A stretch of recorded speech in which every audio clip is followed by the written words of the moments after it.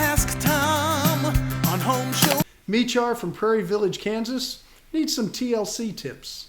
Well, he's giving a 1960s era home a bunch of TLC, Tom.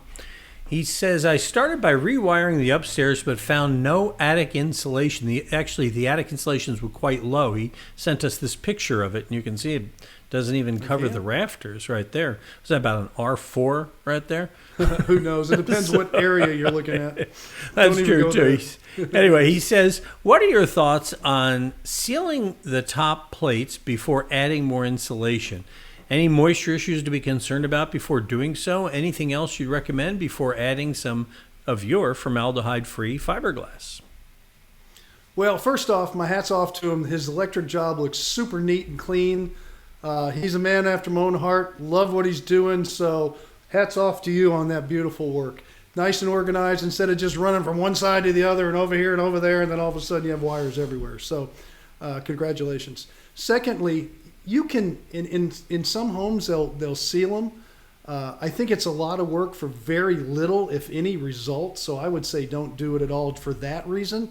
You won't have any moisture issues at all. So that's not even a consideration whether you do it or don't do it. It's about the same. But if you have areas you feel that you think you want to do it with a non-expansive foam. Don't use the expansive foams. And that's what they would do in a new construction home if you're getting into like LEED buildings or any of these certified energy structures that they do for commercial or residential, which is pretty rare. But the savings is minuscule. It would be very hard to measure. One home that had it done, one home that didn't. It would take years of all kinds of science and measurements and all this to make that some kind of factual happening. So don't worry about the moisture. If you want to do it, because you seem to be very particular about what you're doing, I'm not going to tell you not. I would tell you to use a non-expansive foam. It's the easiest one to use. Don't overdo it if you want to do it. If you don't want to do it, my personal opinion is lay that formaldehyde-free fiberglass over that rock wool I'm looking at in that picture and just make it about 14 inches deep if you're looking for an R30. In Kansas, your R values are probably going to be higher. I don't have a chart in front of me, but a 38 to 42, I suspect, is what is recommended for that part of the country. So go ahead and put it in, and be careful because it's going to be very thick. If you have soffit vents and ridge vents, install your baffles. I'd rather see you get into the baffles where your soffit vents are and make sure the insulation goes under the baffles so you let the airflow go through. Is he a candidate for radiant barrier in that part of the world, Tom? No. Doesn't it get hot there in the summer? summer? That's a great question. People think, oh, well, it's hot in the summer. Yeah, I know it's hot in the summer. Get an air conditioner, it's fine. You're worried about wintertime in Kansas and the wind and the tornadoes. You got a lot of other stuff to worry about there.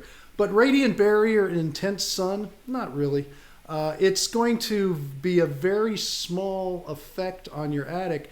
But at the same time, in the wintertime, if you get freezing cold, and your attic tends to stay warm because of the radiant barrier, you can start to get places reaching dew point and causing icicle growth and things in your attics on the very extreme winters.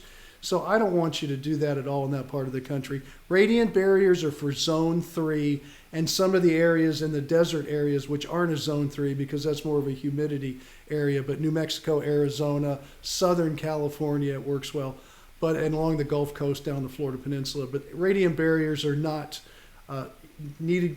They don't need to be used nationally, and that's why a lot of the paint manufacturers got into the paintable radiant barriers, got out quickly, because they tried to sell it to people in New York, Chicago, places like that, and it doesn't do them any good at all.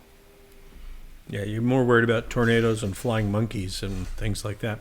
You got the flying monkeys in Kansas. I've seen go to HomeShowRadio.com. Fill out that Ask Tom form, send it to us, and we'll take care of you. And no, we're not in Kansas anymore, but we are here on the internet for you. So wherever you are, we are answering, helping you out. And we post a new one of these every day. So send us your question. We'll put them at HomeShowRadio.com, our Facebook page, and, of course, on our YouTube channel.